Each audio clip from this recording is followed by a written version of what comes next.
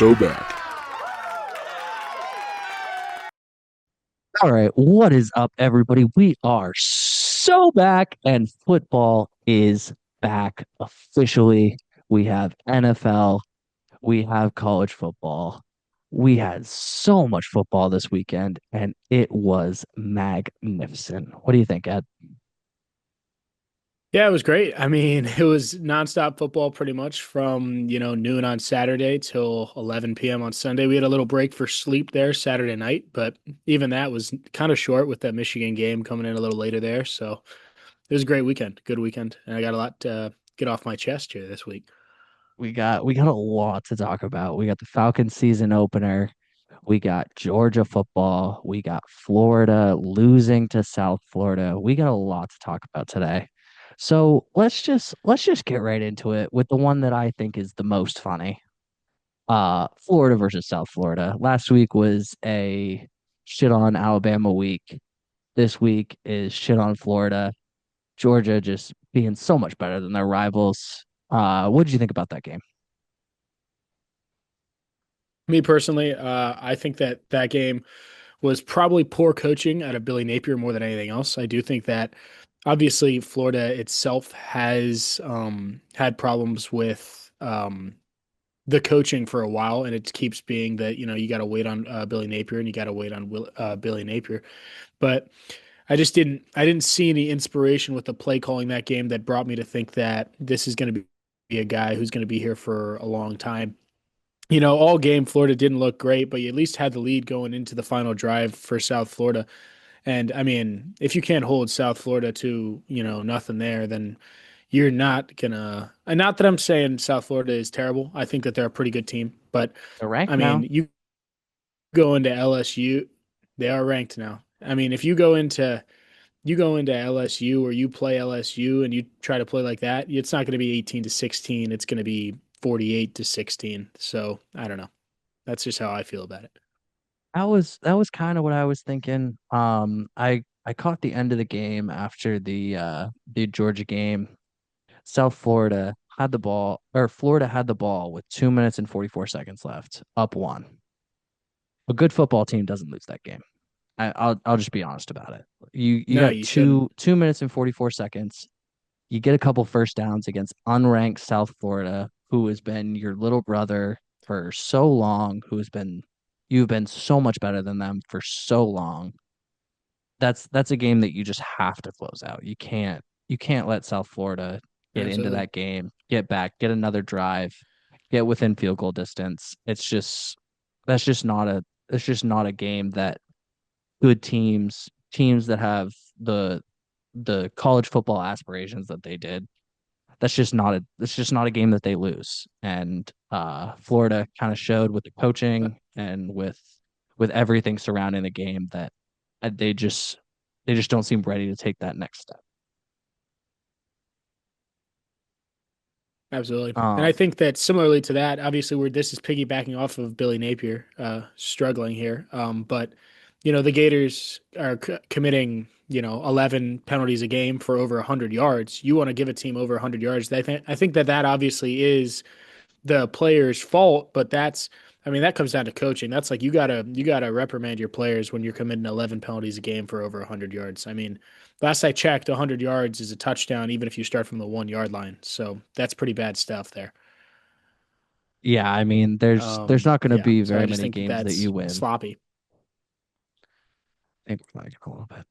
Um, there's just not very many games where you're gonna win when you're committing that many penalties, when you're giving up that many free yards against even a half decent team. You're just not gonna win those games. So I think it was a poor showing by Florida. I think they will come back and they'll make a good run at it. They'll hope to get into that SEC, that last probably fourth or fifth slot that the SEC is probably going to get for that playoff. But it's just these early season losses to these quote unquote not very good teams. You just can't have that. But we Well, and a can big we can thing, the go only ahead. thing that I would give Florida, the only thing I would give Florida is that that loss, while they should have won the game, that is not a conference loss. So that is something they can at least take with silver lining and move forward with that. Yeah, you lost that game, but it doesn't affect your SEC title hopes much, at least. So, yeah. Very, let's move on to Oklahoma, Michigan. I know you're probably really excited to talk about this Oklahoma Michigan game. What did you think about this game? Personally, I don't. I didn't really love watching it, to be honest with you. I liked, you know, you're down 14 nothing at half, and the first half was atrocious. It's like the offense completely sputtered out, and there was nothing exciting that was going on from the Wolverines offense, which later into the second half and like right out the gates, the offense looked like for a second I was thinking, all right, we went to the locker room, we made adjustments. This is going to be a different game here. But I don't know. It just there wasn't much to give me much hope there that this Michigan team can be someone to compete going into January. And I hate that that's what I have to say because I really like Bryce Underwood. I think he's a talented player, but he's really young, and I think that we just have a lot more. He has a lot of tests coming up that are going to be more important than that game, and losing that one was rough. I wanted him to get that one. Yeah, I mean, there's not very many football games where your quarterback can throw 142 yards, no touchdowns, no interceptions, and you're going to win that game. There's just not very Yeah, many times where that's going to happen, especially when you go 9 for 24. I mean, right. you're under 50%. It's not going to look good. Even though your running back had 125 yards, he really pounded the rock. It's just not feasible, especially when John Mateer goes off 270 yards passing, 74 yards rushing, three total touchdowns. That's just a game that you're not going to win, Well, unfortunately. yeah, and I mean the running back, like you say, I think it's Haynes. You're talking about Haynes, I'm assuming. He had Justice Haynes, yep. Haynes had, he had 93 yards, but he broke off a 75-yard touchdown at the beginning of the third quarter. So, you really rushed for 18 yards plus a 75 yarder. I mean, I know that that's sounds crazy, but it's not like let's not act like he was rushing for 8 yards a carry here. This is like he had one rush where he broke off a big one and he got a gash and he busted through it. Now that the run game didn't look good. And then Bryce Underwood's juiced up all game. He's overthrowing guys on slant routes. I mean, I could go all day here, guys. It wasn't good football. It was ugly and it was a bad loss. And there's no other way to put it other than Michigan lost that game and was completely outplayed by the Oklahoma Sooners. So let's just talk about it a little bit. What do you expect from Michigan this season? Do you expect them to be competing for that Big Ten playoff spot with kind of the Illinois and the Iowas and those kind of echelon of the Big Ten? What do you You think know, about this Michigan team? I mean, optimistically, yeah, I think that that's a team that can compete with that. I mean, that depends on what Bryce Underwood does moving forward into the future, and if he can develop to the level we know he can. He's a five-star product. I'm not expecting Bryce Underwood to be the Heisman winner right now. He's really young. He's really talented. We can see that he is fast and can throw the ball really hard. He reminds me a lot of Cam Newton, and I think that he's very talented. But I just think that there's going to be some time with that, and I think that there's teams that are going to be better than you right now. It's particularly in the Big Ten. I'm referring to Penn State, Ohio State, and Oregon. These are teams that you're probably not going to beat, and they aren't going to be very competitive games. But I don't know. I mean, optimistically, I think that this can be a playoff team. Maybe they don't make a run, but maybe they get into the playoff. But realistically, I don't see this team making the college football playoff. And unfortunately, I think this Wolverines team will be ranked right about maybe a couple spots ahead of where they are right now at the end of the year. My guess, if I were a betting man, would be this team would be ranked right around 18 at the end of the year.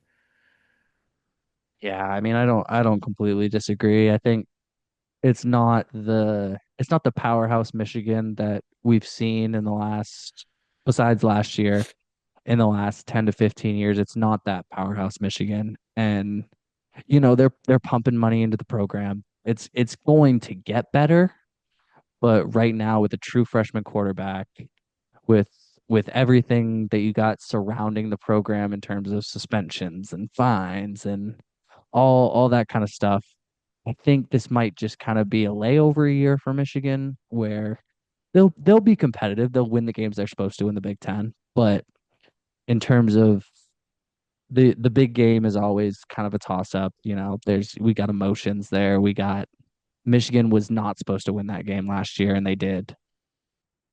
They're going to count them out in the big game, but just these big games against the Penn States and the big teams in the Big Ten. I just think Michigan's going to find it really really tough to kind of get through those games with a win. But we can Yeah. we can move on to the Georgia Austin P game.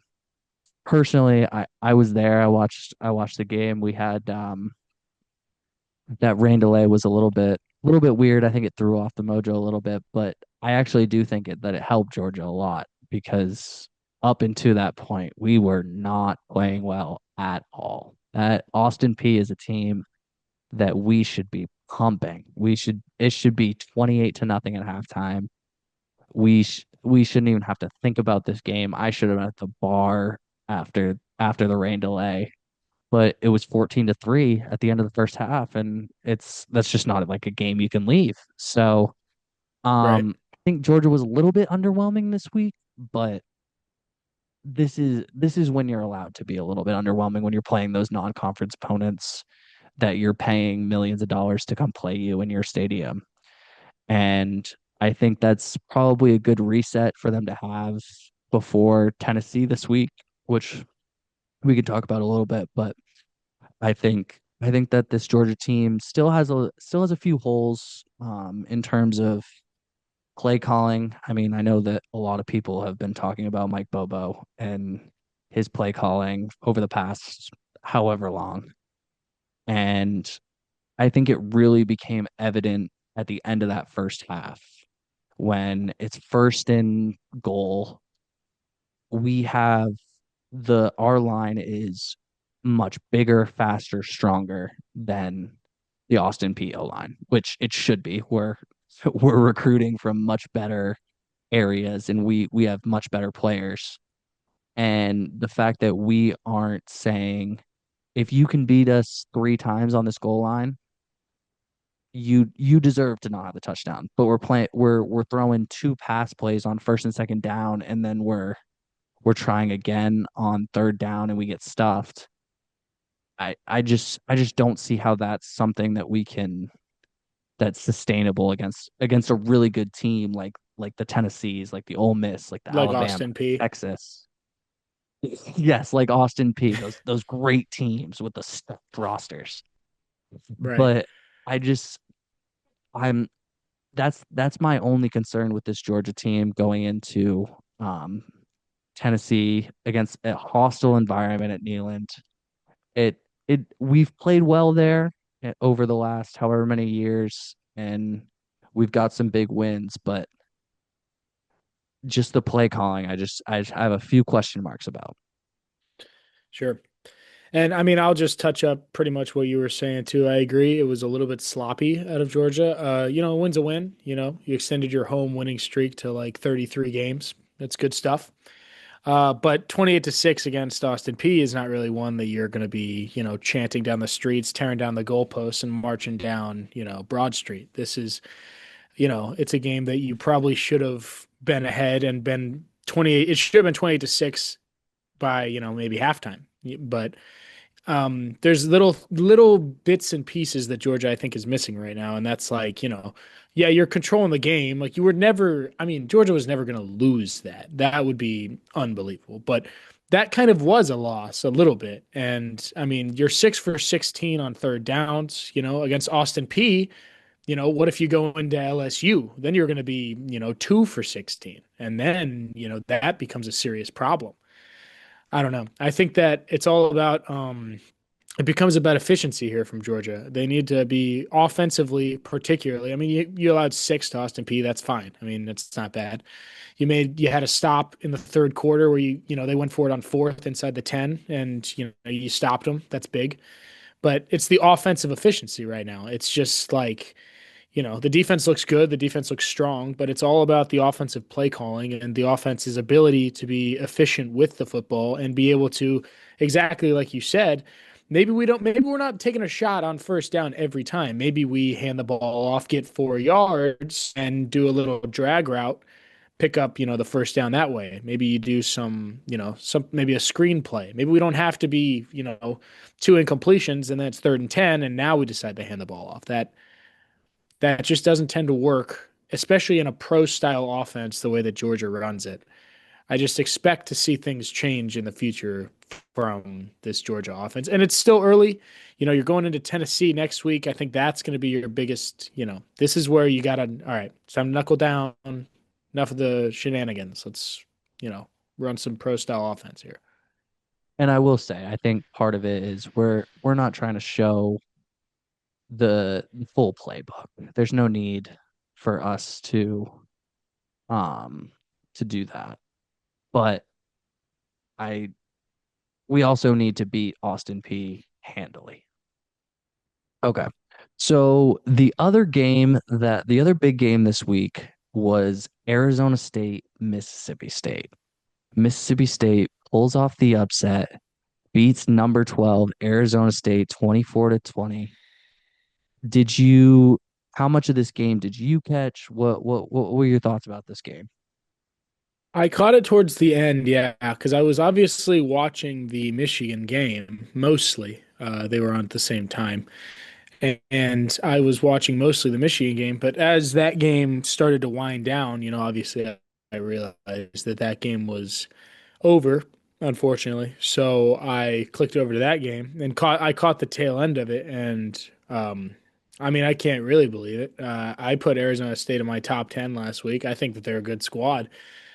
So I mean, I don't know what that tells me about Mississippi State. I don't know, but that was impressive stuff. And they had the goalpost down in record time. So fast, so fast. They were so ready to tear that goalpost down. I think kind of the story of this game a little bit is the quarterback from Arizona State, 82 yards, two picks. Just not, I mean, not his best game, Sam Levitt. I think that Mississippi State really made him uncomfortable, really made it difficult on him. But the at the end of the day, this Arizona State team relies a heavy on the rush.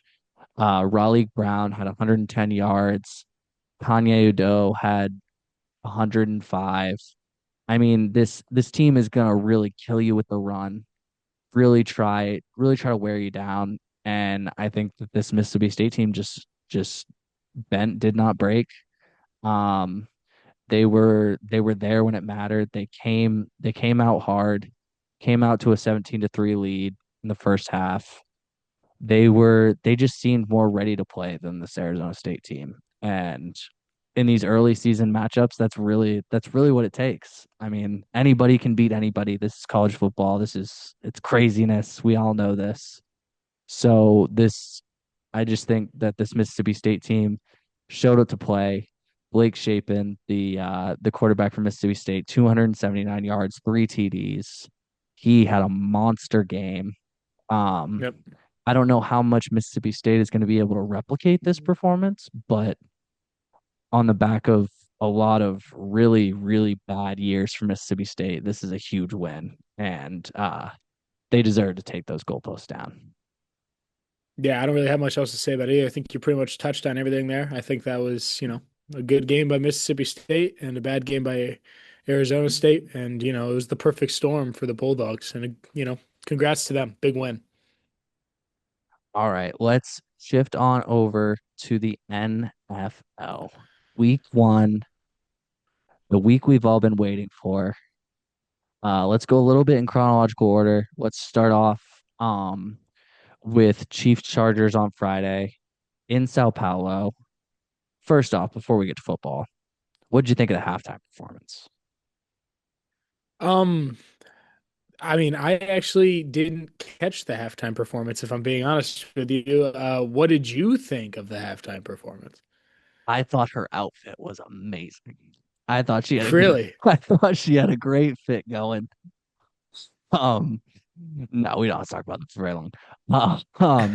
The real story of this game is uh Justin Herbert just really played his ass off, really showed that he can be that consistent quarterback, can really be that guy for this Chargers team. And if he can continue to do so, this Chargers team can be really dangerous going throughout the season. I think that they showed against the defending AFC champions. They showed that they're ready to play. They can really come out and dominate games and win in different ways. I really liked what I saw out of this Chargers team. Yeah, I'm not gonna say that it's because of me, but I have Herbert on my fantasy team and we've been talking, we've been working in the off season and things are looking up for us now. He's very happy to be playing on, my team and we've, negotiated his contract. We've got that going on, so that's pretty good.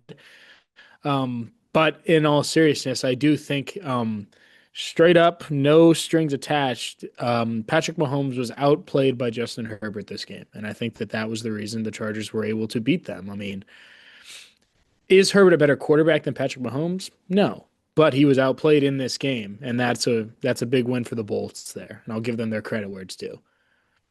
But I think this is something that we've come to not expect from this Chiefs team, but I think we saw it a lot last year where they were in a lot of these tight games and they were really gutting out these wins. And there it's a coin toss in a lot of these games where you get one call your way, you get one good play that goes for your team, and that makes the difference in these games. And Friday night they just couldn't come up with that big play to really get over the hump here. Yeah, I thought for a second they were going to get some life breathed into them after they had that 73-yard bomb, but it was just a little bit too little too late. And the Chargers had already had their foot on their throats and they were in the driver's seat pretty much all game. It was a great game played by the Chargers, and I hope that they can take that moving forward. I would absolutely love to see the Chargers win the AFC West. I doubt they will, but I would really like to see that. Hey, I mean, as of right now, they're top of the AFC West. The Yeah, Chiefs are right there at the bottom. It's week one. We're gonna overreact. It's gonna happen. But right. this Chargers team looks like they could be legit this year. And I like Justin Herbert. I mean, we'll see. We'll just have to see what happens. Keenan Allen looked good in his return. We're all good. All right, let's move on to another game that we might not really want to talk about, but we have to. Bucks Falcons. Bucks 23, Falcons 20. What it what's your opinion on this game? I know you'll have a lot to Well, say.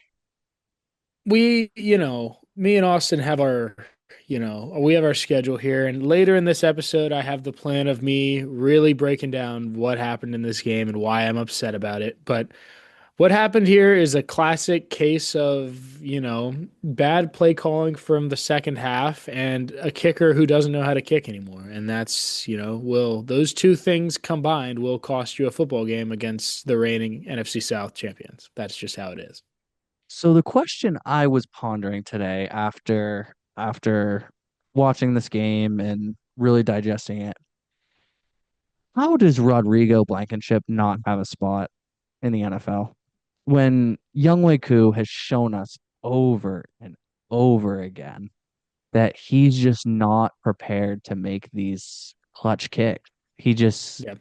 He was good for a while and it just seems to have fizzled out for him.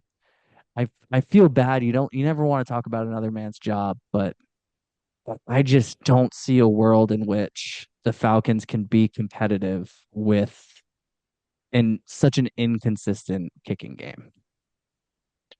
I just don't really. I am the biggest. I love Koo. I have loved Koo for years. I think he is, and I love his. He went. He just has a lot of Georgia energy about him, and I love that.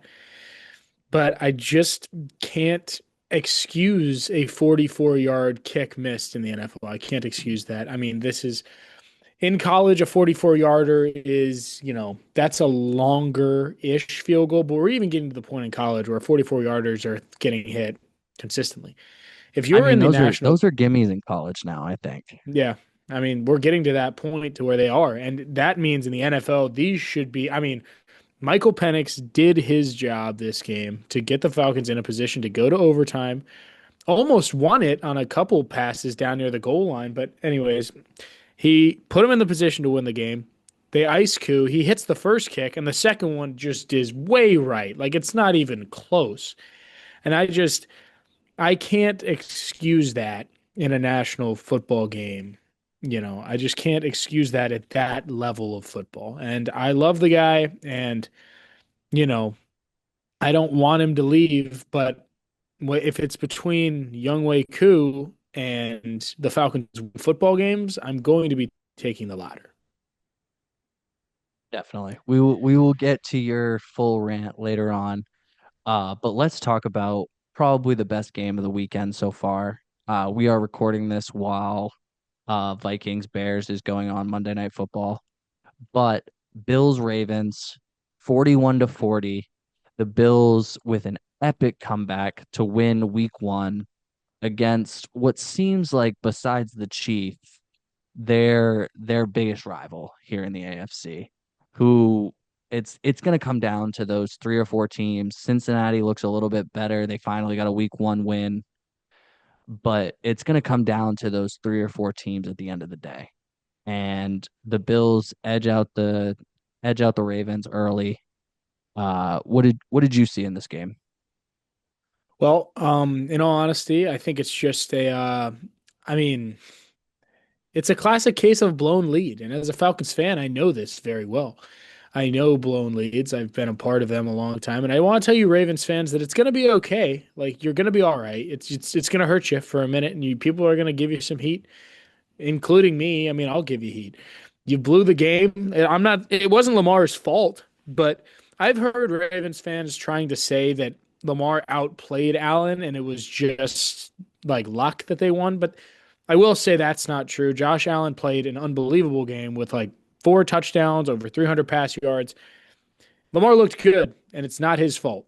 But you were outplayed in the fourth quarter, and there was a couple, dicey luck things that fell in the way of the Bills.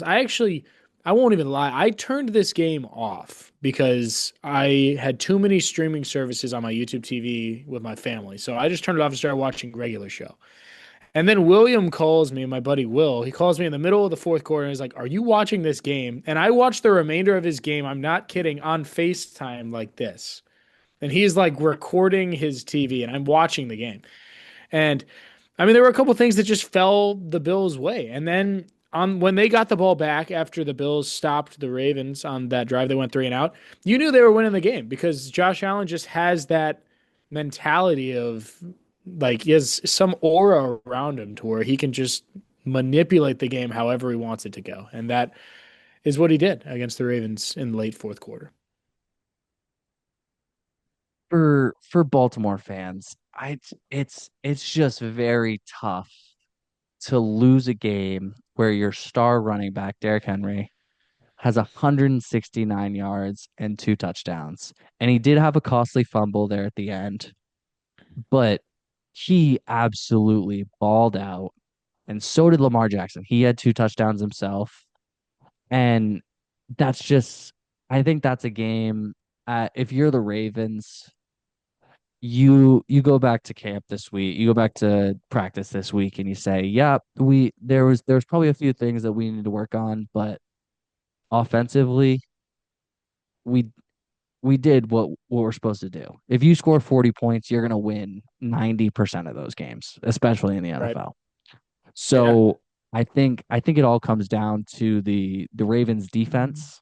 Um, they couldn't get that big stop when they really needed it at the end. Josh Allen was able to just dominate. He had 394 yards passing, another 30 rushing with two touchdowns on each side. Those are games where you need that quarterback like Josh Allen to just take over this game and say, you know what? Screw it. I'm going to win this game. I don't Yep, care what happens. I don't care how many points we let up. I am winning this game, and there's nothing you can do about it. And I absolutely. think Josh Allen showed that. And I think it might be shaping up to be a Josh Allen MVP year again this year. And maybe, maybe the year that he and the Bills get over that hump and they're ready to really compete for the Super Bowl. I think that this was a real statement game for the Bills. It gives them a lot of confidence going into the rest of the season, knowing that okay, maybe our defense didn't play that well. We gave up 40 points. We we we probably didn't have our best game, but we were able to beat one of the other three or four best teams in the NFL. And I think that's a lot of confidence for the Bills going forward. Sure. And I would just like to mention, just not that this is an important thing, but I just think it's kind of a fun stat. That game was a scoregami, so that is the first time in history that we have had a 41 to 40 score. So that's kind of cool. We You know, love scorigamis. Love a scorigami. yeah, that was the, let's look at my sheet here, 1092nd unique score in football history. So that's pretty cool. I mean, eventually we're running up on there's not going to be too many scorigamis left. No, and And that's an interesting one. When I heard that one, I was like, wow, there's really never ever been a 41 to 40 before. Like that's kind of crazy. yeah, some of these scores that you see where they end up being scorigamis, you're like, really? There's throughout the whole NFL, we've never had that score. Yeah, It seems like we might have got to that point, but I mean 41 is a tough number to get to be honest. true. It's a weird, it's kind of an awkward number. So, let's transition into a little bit of one game, one word. Do we want to do NFL or college for this one? We can do we could do college. I mean, that's fine. I mean, or NFL. I don't really care. All right. So let's start with the let's just do the two upsets. Let's do Mississippi State, Arizona State. What do you got? I just my one word there. I'm gonna go with exciting. You know, I think that that's such a big win for. I mean, I can't help but smile just at Mississippi State. Like I'm just so I'm not a Mississippi State fan, but you know, it's good to see the little guy get one, and I'm happy for Mississippi State. That was a good win for them. So I go with exciting. I think my one word is going to be hope. I think that there's been a lot of years that I mean their coach died. Let's be frank about it. Their coach died. There's been not a lot of hope to be had for Mississippi State and that football team. And I think one of these big marquee wins really gives the fans something to cheer for. It gives them something to be like, okay, maybe we went 6-6 or 6-7 and we weren't that great. Or remember when we beat number 12, 6-7. Um, but remember when we beat number 12 Arizona State? That was pretty sweet. So I'm gonna say hope. Give them hope for not necessarily just this season, but seasons to come. It's something to build on. Those big marquee wins, they help get recruits. They help a lot. So um let's go with hope there. And let's go Florida State USF. I'm gonna repeat a word because it was the same word I used for Alabama last week. Just absolutely hilarious. I love watching our rivals lose. It makes my heart happy. It really brightens my mood after kind of a subpar performance from UGA where I we won, but I didn't think we played that great. It's just hilarious to see Florida lose Everybody thinks DJ Lagway is the next coming of Jesus, and he just isn't. He hasn't showed it. He can't stay healthy. And even when he is healthy, they lose big games like this. So hilarious is going to be my word. What do you got? Yeah, I'm just gonna go with mistakes. I think there's just way too many mistakes out of this Florida team right now, and I've already said this, and I'm not gonna say it again because I've already given you the stat there, but it's just poor. It's poor. I mean, it's costly mistakes in games that actually matter, and I think that they went in unprepared, thinking USF is going to be a free game, and it cost them, and now they are going to be behind the eight ball all season and battling because now you go into LSU and then you got to play Miami. So, and I can probably say if you can't beat USF, you're probably not going to beat them. But who knows? I would say that you are probably correct on that assumption.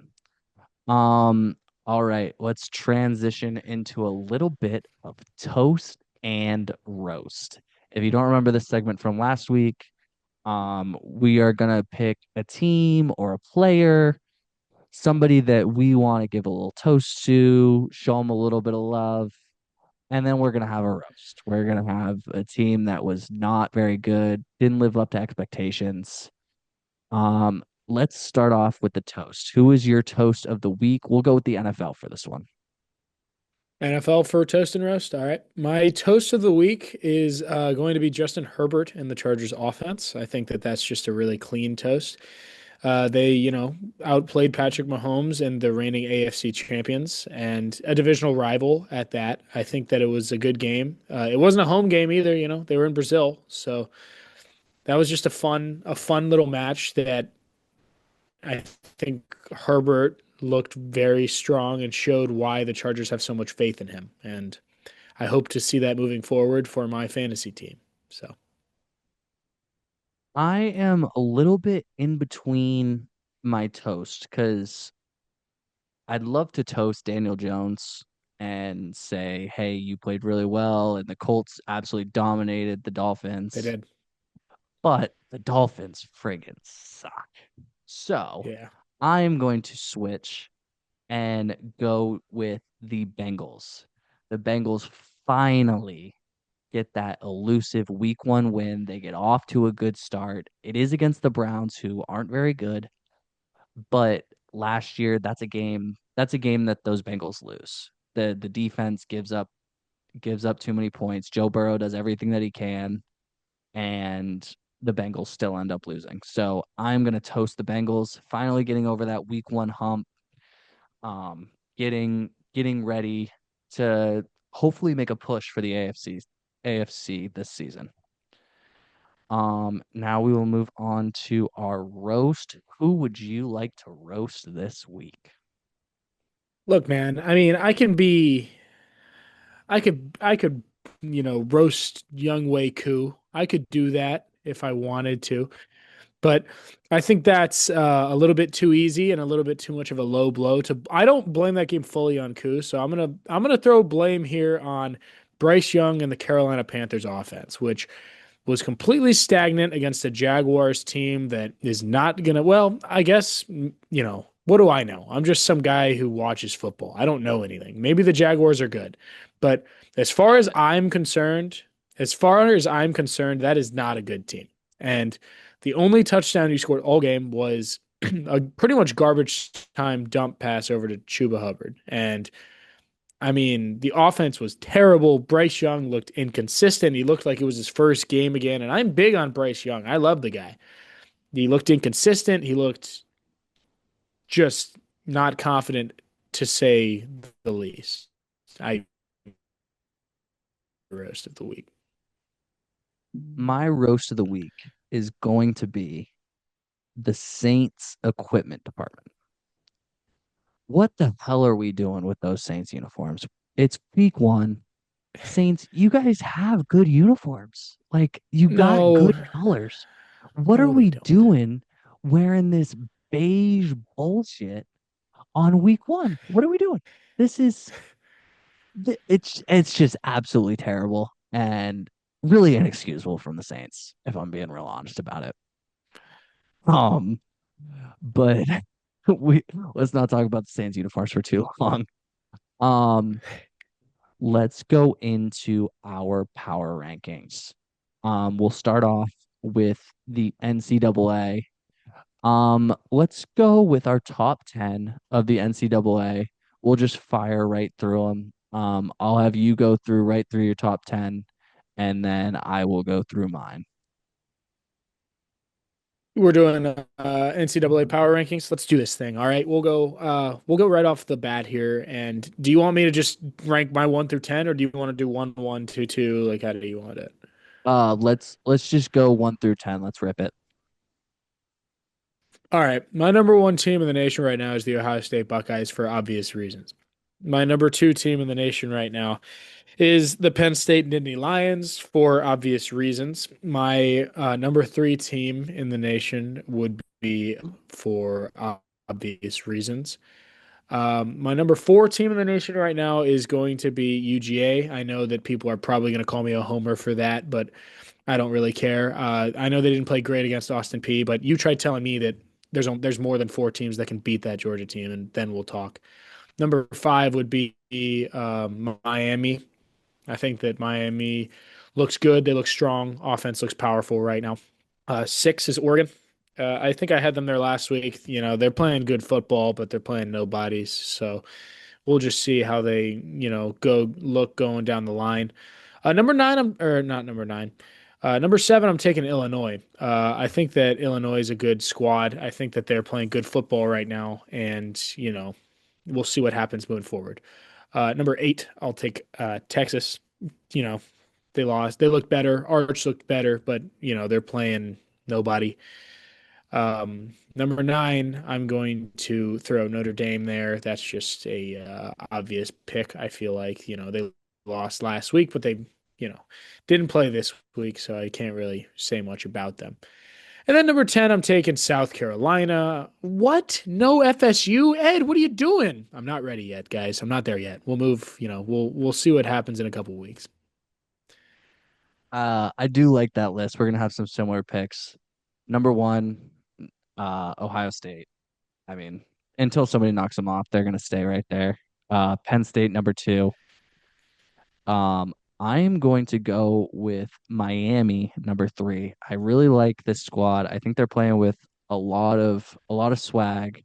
They're they've really they've really developed from, or I shouldn't say developed. They've really bounced back from losing, I mean, the number one pick in the NFL draft, Cam Ward.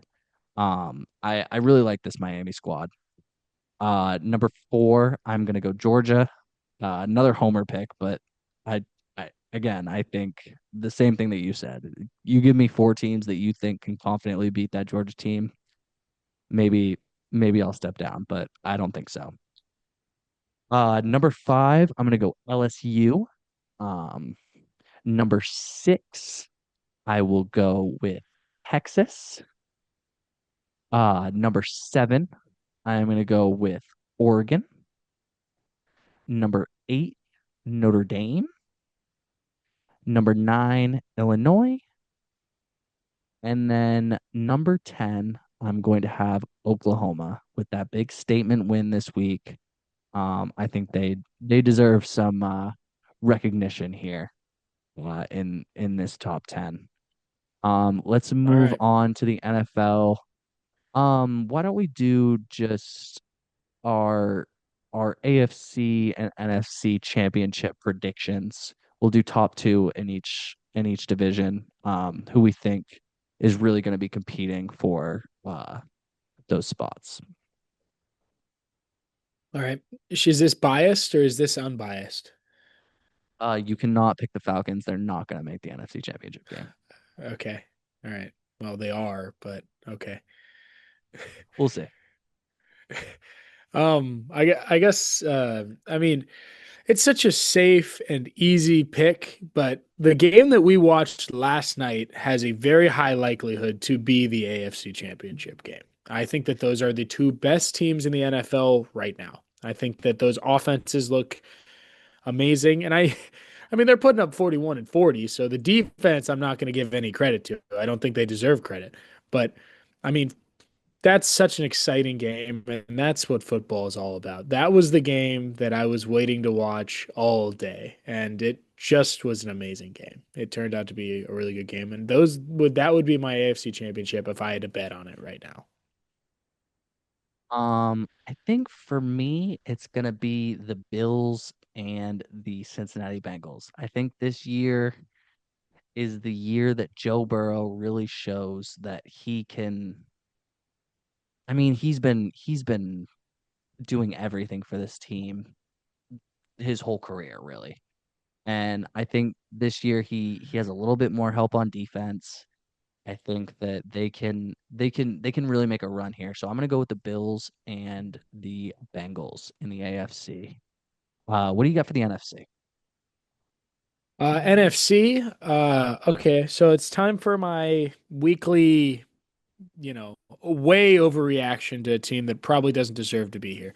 But I'm taking the Green Bay Packers. That was unbelievable. I never would have thought that that game was going to be like that. The Lions scored once, and it was like a garbage time touchdown. Didn't even matter. They scored one touchdown. Trust me, I have Jared Goff on my other fantasy team. They scored one touchdown. I mean, Micah Parsons might have changed the script in Green Bay. So give me Green Bay, and I'm not taking the Eagles. You can't pay me to take the Eagles. So I'm going to take the Washington Commanders. I think the Commanders still look good.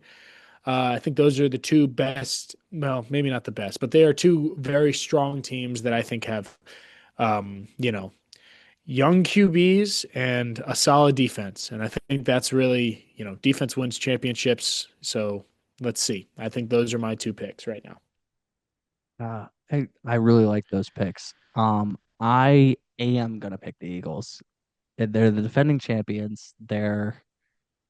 They look to be really good again. They didn't look the best against what looks like a depleted Cowboys team, but I mean, it's hard to bet against Jalen Hurts and Saquon Barkley. It really is. I think they're gonna show up when the Eagles really need them most, and they're really gonna gut out these big games.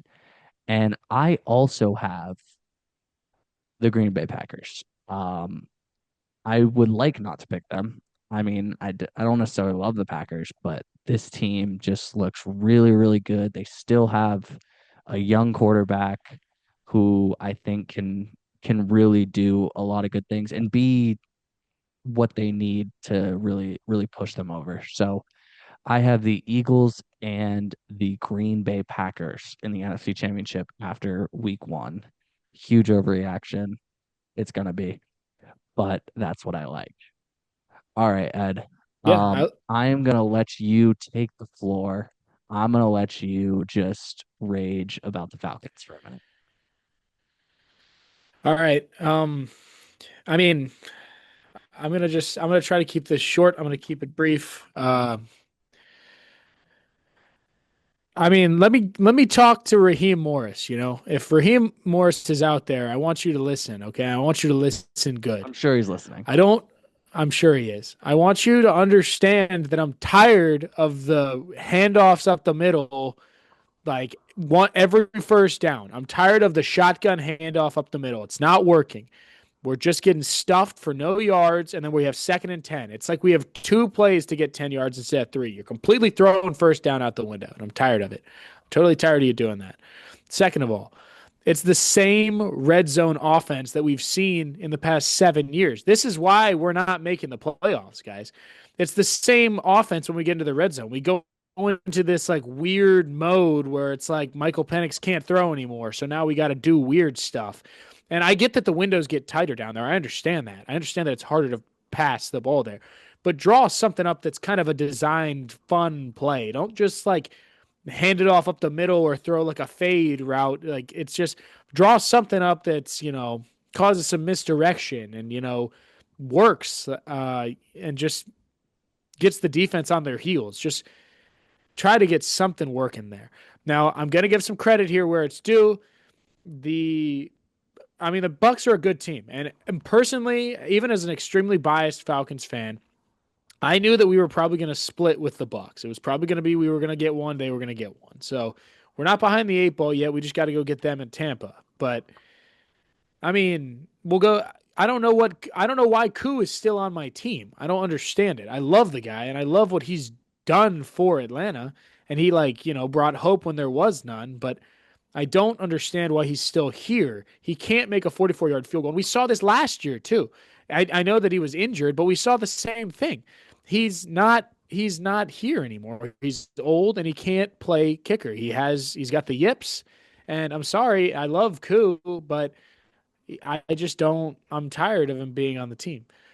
And now I will give one more credit. I think Michael Penix looked great, and I think Bijan looked good too. So the offense looks great, and the defensive secondary looks good. But we just need to work on that play calling, and we need another kicker. So that's where I'm at this week with the Falcons. All right. Well, that has been so back for this week. Next week, we will be so fucking back. It'll So be back, week boys. two of the NFL. It'll be week three of college football. We got some big games next week, and we are excited to talk about them. Thank you for listening, and we will see you next week.